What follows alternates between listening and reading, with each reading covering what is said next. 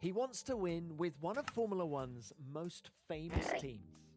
The McLaren victory that Lando Norris longs for is still a dream for now, and he wants to do it his way. I want to be the best in the world.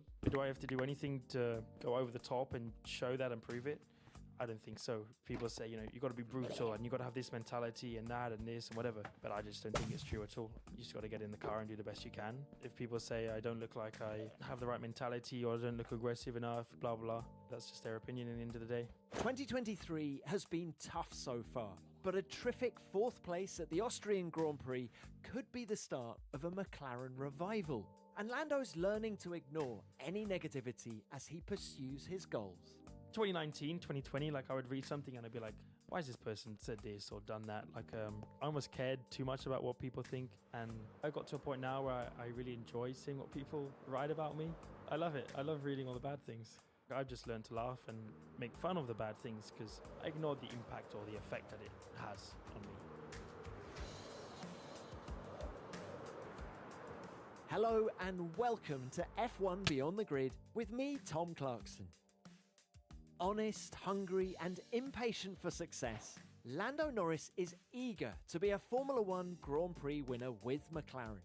He was agonisingly close at Sochi in 2021 before victory slipped away in the final few rain-soaked laps. McLaren haven't been able to fight for wins since then, but with big technical leadership changes on the horizon, they are optimistic about the future. Now the team's senior driver, Lando is thriving on the pressure to lead the second most successful team in the history of Formula One back to the front. So what's it like to be Lando Norris? As you're about to hear, he shares his early memories of Silverstone and why the British Grand Prix makes him smile more than any other race. He talks about coping with fame as an introvert, dealing with criticism, and what kind of dad he wants to be in the future. Plus, hear how new Australian teammate Oscar Piastri compares to Daniel Ricciardo. Lando and I spoke just before his brilliant drive in Austria. I hope you enjoy our conversation.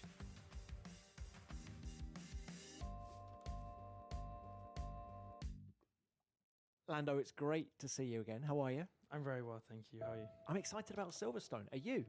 Of course. My favourite weekend of the whole year. My home race, I guess McLaren's home race, one of my favourite circuits. The whole weekend is insane, especially Sunday night, the fan stage. That's the thing I always look forward to the most. Yeah, I really can't wait for it. You say the whole weekend is insane. Just how different is it to any other Grand Prix? I mean, it's just the amount that you're smiling, even if you have a bad race, whatever. I smile just because of how many people are there shouting your name or cheering for you, and you see the amount of people wearing your hats or tops or clothes, whatever it is. It just makes me smile. It just makes me happy to see that there are people there who, want to spend their weekend supporting me and cheering me on and shouting my name and stuff. It's just weird because I never ever imagined I'd be in that position or be one of those people. It's hard to imagine that when you're a kid. I still find it a bit surreal, a bit odd in a way. But yeah, it just makes me smile and makes me happy, and that's the best thing in life. Nigel Mansell always said it was half a second a lap. Yeah. Exactly what you just described. Yeah. How does it affect you in the car? I mean, you wouldn't believe it when people say they look up into the crowd while driving, and yeah, people are cheering you on or whatever it is. Like even when I'm driving around, I got my helmet on, and it's hard to smile when you got the helmet on because you're pushing against your cheeks so much. But I always try to look in the crowd and just, especially when you've done a little overtake or something, and you see them standing up and cheering and shouting and throwing stuff, whatever. It definitely makes a bit of a difference. The exact number is, I don't think anyone will ever know, but I think it definitely helps. It just gives you that extra little motivation. You feel like it's your job to kind of actually go out there and perform for them, to deliver for them, and therefore you just the thousands of a second, the little things, you just try and add all of that together more than you almost ever do before. Can we talk history a little bit? When was your first visit to Silverstone? My first visit. 2017 was, I think, just when I joined McLaren. That was my first ever time as the race weekend itself, like watching Formula One in Silverstone. So that was pretty insane. My first ever time was probably like 2010, 2011. I I only went on a Friday. I barely even managed to see any of the driving, but I just went with a couple of friends. I went to see someone, and it was just cool being. I was in GP3, GP2 at the time, so I just went to see one of the guys that was performing that. And, like that was cool because I was like, I was a kid there, so it was just anything that I saw that was a car or related to Formula One was just blowing my mind. And I was just like a kid in a candy store, you know, like just smiling at everything and just being in the coolest place on earth. I didn't even get to see the Formula One stuff, so that I had to literally wait until 2017, and that was my first experience of being at a Formula One race, I think, and at Silverstone. It was a double hit. Can we talk logistics? Where do you stay? When do you arrive at the track? Which day? Yeah. Do you come earlier because it's Silverstone? Well, I have like a few media days before, probably speaking to you or something. Looking forward to that. Yeah. So I have, just because it's it's like also the busiest race of the season for me, 100%. Like you're pretty knackered after it, not because of the driving, but your jaw hurts because you're smiling so much, and it's just a lot of interviews and a lot of traction and so on, and that's like an amazing thing to have. But I think I'm pretty sure I'm staying at the Hilton at the circuit. Are you being very on message when you're actually going to be in the BRDC campsite with people like Lewis? No, I'm not. I'm not saying I'm 99% sure I'm in the Hilton. The new In the hotel. penthouse, The I new wish, hotel I opposite wish. the pit lane. Yes, from what I've been told, that's all I know. I'm still yet to do the campsite, so I think it's in the plan for next year. Now, what about the fans? Describe the craziest gift you've been given, proposals of marriage you've had. Oh, plenty. I don't know, babies named after your dogs, cats, cows. I don't know. It's just one thing that you love, you know, especially in certain places. Like Japan is crazy for it, but you always get gifts of certain things, and the memorable things, you know, things you can use in everyday life. Like for me, the bracelets. When fans give me bracelets, those are for me like the ones I remember the most in a way. But like there's always food and things which I'm never the most keen on because you never know what they've done to the food. Maybe they cooked it themselves.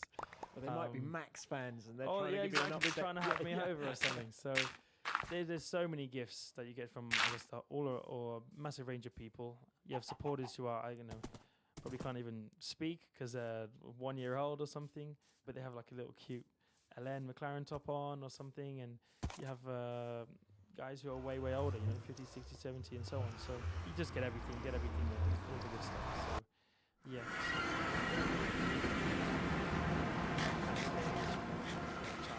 They kind of do the chants, put your name into a song, and it's just such a insane feeling. For me, everything's about memories, it's about remembering the good things, and that's why I do that JPEG page, my photographs, and all of it is just so I can look back on it and remember all the times.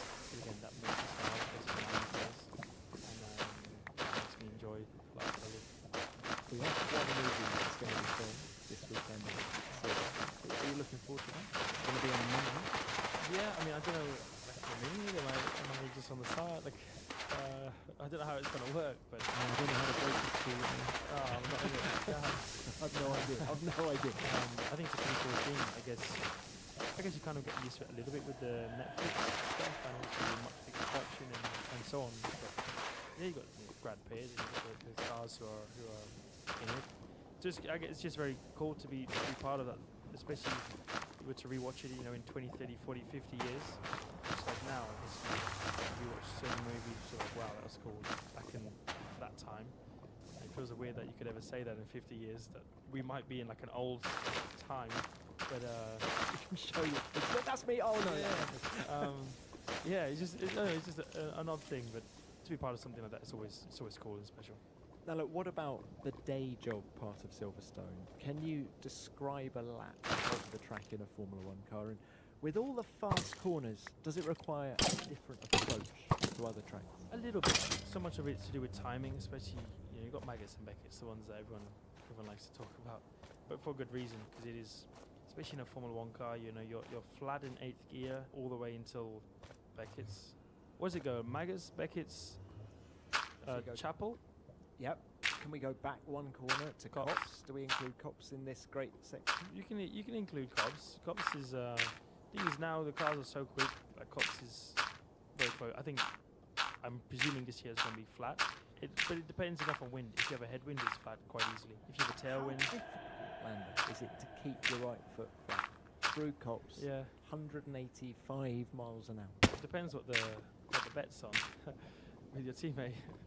And there's little things, you know, like who does the tunnel in Monaco flat first, and who does this and that. So I feel like, who does Cops first is one of them. But how much are you feeling through the car at that point? Or is it so glued that you're just doing it because you know it can do it rather than the feel you're getting from the car?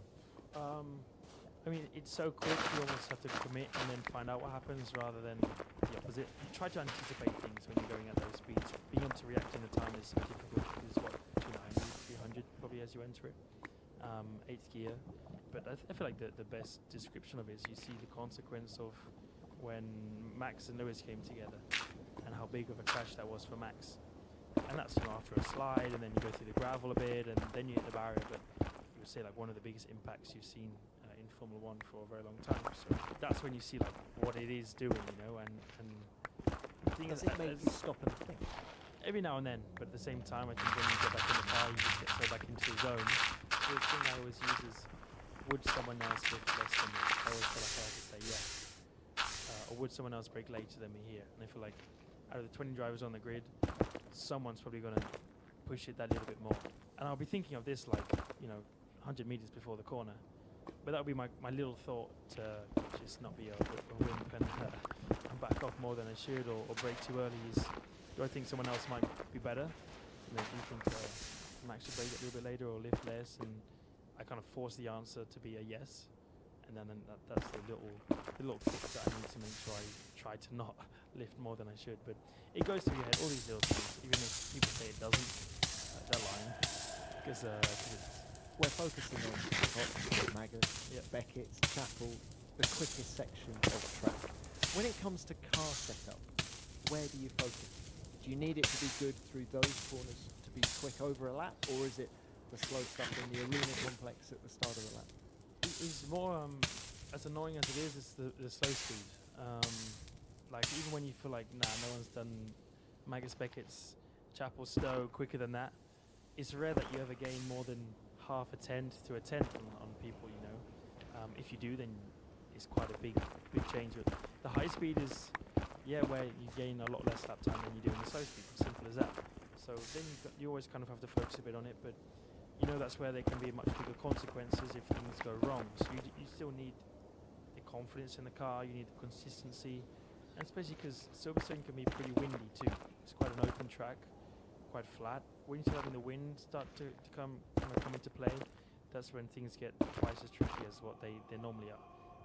And then that's sometimes when I wish I made the car a little bit more stable in the high speed and things like that. So yeah, you have it, but slow speed generally is where you kind of put a bit more focus, but you then have the challenge of, you go high down force, lower down force, you go low down force, you're getting in all the straights, but you make life in Maggott, Beckett's, Chapel, Stowe a lot more nerve-wracking.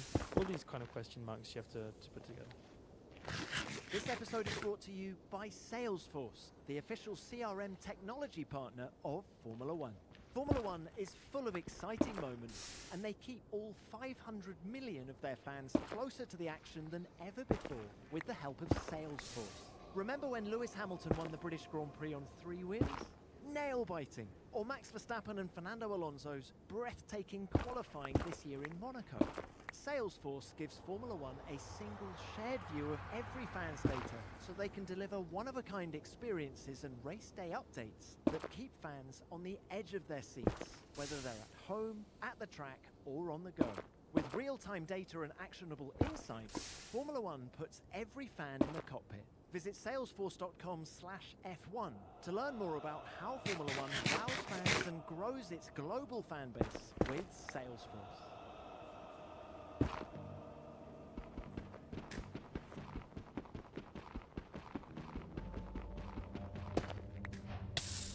Right, so what about yours and McLaren's chances at Silverstone? Message to your fans, what can they expect? Austria was our first decent upgrade on the car.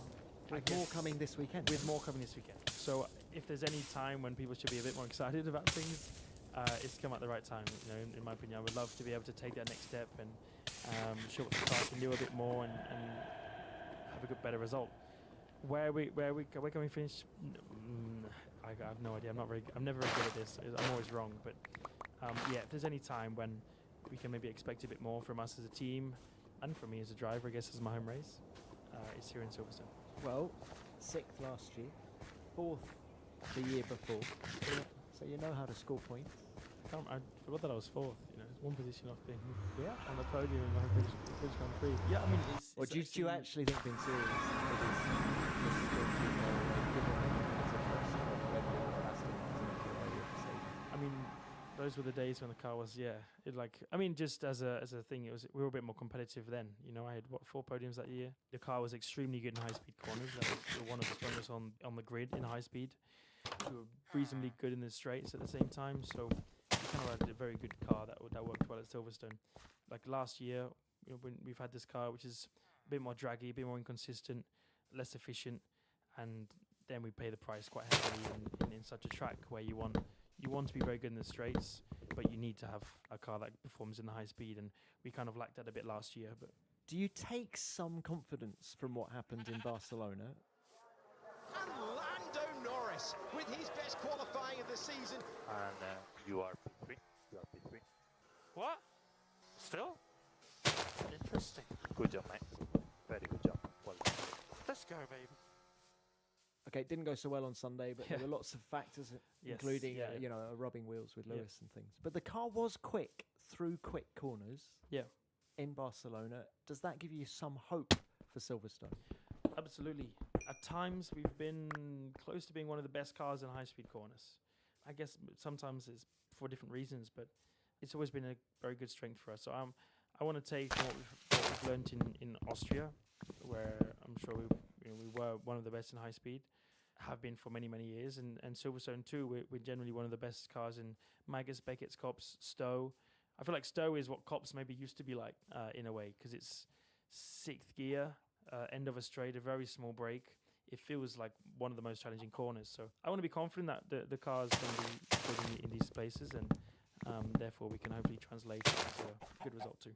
But look, until this moment, let's look at the first third of this year. In terms of the number of points you've scored after 7 races, the MCL 60 hasn't served you well. It's the fewest you've scored in your 5 years in Formula One. Does that make this car the least competitive you've driven thus far in your career, or have there been mitigating circumstances? I mean, we've definitely been unlucky at times, but it's more that every other team is doing decent. You know, we've got the budget cap coming into play more and more. So the smaller things, which maybe didn't matter quite as much in previous years, you pay the price for now more than ever. And there's no, let's say, struggling or bad team in Formula One like there maybe has been a bit more of over the last 3-4 years. Now, if you're a couple tenths off, you can genuinely be in last place. If you put a lap together, you can get into Q3 and you can almost look like a hero. So it's more that everyone else is doing extremely well. No one's doing badly. So when you just turn up a car which is put together that's quite right, you then have to say it's a car that doesn't perform as well and is the least competitive. So I would agree with it, and it's been definitely the hardest, toughest start to a Formula One season that I've had. And how hard is that for you to deal with? I think what's made it worse is the fact that we were kind of on the up. You know, I had 4 or 5 podiums, and things were looking like they were heading all in the right direction. Then it took a decent hit last year. Everything you feel like you were getting close to, then just you kind of lost it again. So that success, the smiles, the champagne, all of that, like everyone loves it. That's what we kind of live for every weekend. And when it's like not even close, it's so far away. It is tough, like just mentally. You put so much effort into it every weekend. But everyone, it's not just me, it's every engineer, every mechanic, everyone back in the factory puts so much effort in, and just when things aren't going right, you just don't feel like you get rewarded for the time and effort that goes into everything. So rewards and feeling like you've achieved something makes a massive difference. And when you don't, you just feel like so much goes in and very little ever comes out. But you just kind of have to use that to keep pushing through things and just have the faith and belief things will turn around at some point.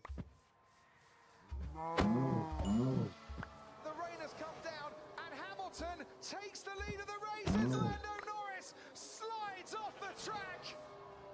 This could have been win number one. Without the rain, it would have been win number one.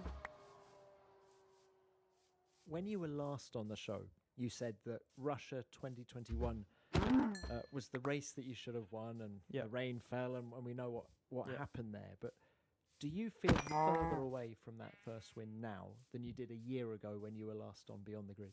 Yeah, confidently I can say yes, as much as it hurts me to say it. But that car that season was really 700ths of pole, or even less, back in Austria. It was my first podium that year. We were close to pole, or we got pole in Russia. Close to winning my first race in Russia. Imola was almost front row start, and then got deleted for track limits. So we were close very often to these kind of success stories, and now we struggle to get in the top 10 half the time. It's the first time I've been out of Q1, like just on general performances, and I think I've been out 3-4 times or something now. So yes, by quite a long way, and it is a long way from where we were, and having any chance of being on the podium. A driver's lifespan in Formula One is limited, although the old guard seems to be going on and on when you look at Fernando Alonso and Lewis Hamilton. But time is of the essence. Mm-hmm. Are you getting impatient? I was impatient in year one.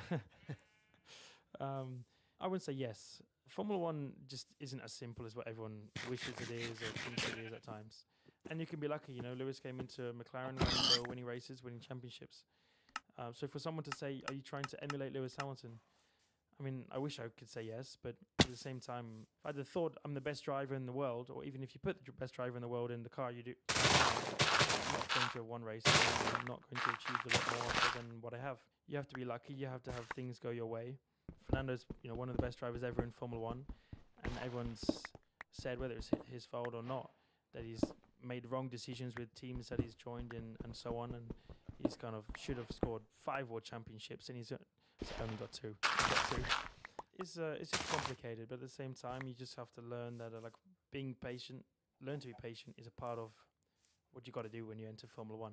Every other category before that, you kind of, if you're not winning, it's maybe a little bit because of the car, but also because of you. Whereas Formula One, you can be the best driver in the world, and if you don't have the car behind you, you're not going to win one race. The life of teams and cars is unfair in Formula One, but it also is what makes it special, is what makes it so difficult, and one of the most difficult sports to enter and be a part of in the world. How did you feel when George Russell won in Brazil last year? I was very happy for him. I love George as much as I do want to beat him and compete against him and so on.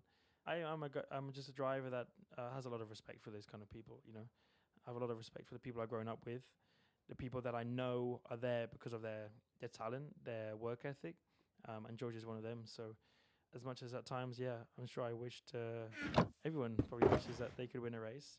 There's always a little bit of that envy that's I feel like I also could have won if I was in this position, but at the same time, I just try to not think of it at all. I don't want to think about it. I just want to do the best job I can with what I got. At the end of the day, I was very happy for him. He's shown what he can do. I'm a tough loser, but I'm not a sore loser. So I just have respect. I have respect for the people I work with and the people who achieve things because they deserve to achieve those things. Let's throw it forward then and look ahead at what's coming at McLaren. You've got upgrades at Silverstone next weekend. I think there's even more coming in Hungary as well the weekend after that. So hopefully the team will get some momentum. Yeah. And then there's been a lot made of some high-profile technical signings, but they're not going to be joining until the start of next year, right? Mm-hmm. I just wanted to get your thoughts on the trajectory that McLaren is on. Are you happy to wait till 2025, which is going to be the first time we see all the new people? Whether I'm happy or not, my contract's in 25. So I'm part of McLaren. I'm in Empire until the end of 25. I really look forward to those times, but there's plenty of things that we can be and are doing better now without these people. We cannot blame our performance because we don't have this person or that person. There's other things that we just should have done better for many years in the first place. So always additions, and great minds and talented people like this are going to have a big effect, help us, and wind tunnel simulator, all these things are going to have an effect. Again, I'm not that kind of person that thinks what is going to happen in that time. Maybe when you have to think about it, when you're forced to think about it, then you have to go in and think about it. But in a time when I'm in a team that I want to be part of, I want to win with, I don't get too caught up with what's happened and what is going to happen. I'm very sure it just lives in the now, and yeah, whether it's sad or not or good or not, I don't know. That's just the way I live my life. But of course, I get excited by it, and I look forward to those times. It gives me a good boost. It gives everyone in the whole team a good boost. It gives me more reasons to want to continue into the future. But there's always a time when it comes to a decision that has to be made. But nothing needs to happen now, so I'm happy. What about your status within the team? You've bumped up the pecking order, I feel, since we were last together doing one of these, in that you are now number one driver. How is that experience for you? It depends how you look at it. Like, not once as a team have we ever said number one or number two. That's the role that we've had in McLaren since I've joined. I think even before I've joined. Maybe that was the wrong word then. Maybe I should have said senior driver. Yeah. I think that's a much better way of putting it. Yeah. Just simply more experienced, senior driver. Guy who's been in Formula 1 for longer. You get guy who's been part of the McLaren team for much longer. But that's it. The rest is, of course, the team rely on me. Do you enjoy that responsibility? I guess it adds that responsibility to me, and I do feel like I've had to step up and pay more attention to more things. But I wouldn't say it's too different this year to what I had last year, or even the year prior to that. I feel like already then I was the guy who's maybe wasn't the more experienced guy in Formula 1, but was the guy who was more experienced with the team. I felt in a comfortable position with the team for the last 2 years, and I felt like I was already in a bit of that space of trying to guide the team back then. It's just that now I'm the older driver. That's the only thing in my head that really has changed that much. The rest of it is just things that people want to make up and talk about. That responsibility is simply the biggest word, and the most accurate word is responsibility. And I've had to step up a little bit into that role, but not a lot more than I was last year and back in 21 too. Do you feel there's more pressure on you now? I think that it's inevitable because I'm the older driver and there's a younger driver next to me. I'd be lying if I said there wasn't, but I would say there's more pressure, but does it affect me? No. I think, you'd be lying if you said there wasn't any more pressure on it, but it's just, does it affect you? Does it make you feel a different way? Then I would say not. Like, if anything, it motivates you more to put that extra little thing in, or work on that little thing, or question it, or it's more of a motivation, keeping the backside of everything, rather than feel this or feel that. So you enjoy pressure? I would say I enjoy it. I think you almost have to enjoy it in Formula 1. There's so much of it with the life that not you're forced to live, but what comes just with the job of being a Formula 1 driver. Kind of then the life you live and the eyes that are on you, the cameras, all of this stuff, and just being 20 drivers in the world, plenty more that want to be in the team, and there's always the pressure that lives with you every single day, but it's kind of learning how to use it, or how to deal with it, or how to forget about it. People deal with it better than others, but I feel like I'm in a point now where I kind of don't think about it too much, or really at all in a way. I'm just happy. The pressure you don't think about. How are you coping with fame? Depends how you look at it.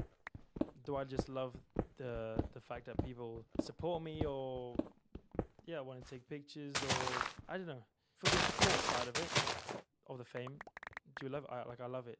I think it's an amazing thing that people are there for you. But I've always been like quite an introverted kind of guy, not the best with crowds and people. As much as it sounds like probably the opposite of how you have to be in Formula 1. I've never been that much of that kind of guy. I've learned to deal better with it. This is a really interesting point, because I've always thought drivers needed to be extroverts to show people what they can do in a racing car, to want, in a funny kind of way, That almost makes want to sense. show off. Go on, I can do this. I'm the best in the world. You have it. Yeah, but I don't know I'm why. quite interested that you're an introvert. I don't know. I've just never been that kind of person. I want to be the best in the world. I want to prove to people, but I've never had the mentality or the confidence to have to say that, or feel like I need to do anything more than normal to show it to people. like I know what I think and what I want to achieve in the back of my mind, and so do I guess do the people that I work with and the team that I work with and the people I have around me. But do I have to do anything to go over the top and show that and prove it? I don't think so. You know, you get a lot of old drivers like not old drivers, but people who just like say, you know, you got to be brutal and you got to have this mentality and that and this and whatever. But I just don't think it's true at all. I think you just got to get in the car and do the best you can. I want to beat everyone as much as I have respect for people outside of the track, and I get along with Carlos and George and Alex and Lewis and whatever. Doesn't change how much I want to beat them on track. If anything, I want to beat them even more. So I've just never been that kind of person. If people say I don't look like I have the right mentality or I don't look aggressive enough, blah blah, like that's just their opinion. At the end of the day, We saw some good moves from you in Canada, as we do most Yeah. races. I think, was good I fun. think there's was no good fun. danger of that, Lando. no, I know, but I guess people always say, I hate the saying, but I try to do the talking on the track. This episode is brought to you by Salesforce, the official CRM technology partner of Formula One. With Salesforce, Formula One has the real-time data and actionable insights it needs to turbocharge fan engagement. From race day updates to perfectly personalized offers, Formula One delivers experiences that turn new fans into loyal ones. Visit salesforce.com/F1 to learn more about how Formula One wows fans and grows its global fan base with Salesforce. Sites it needs.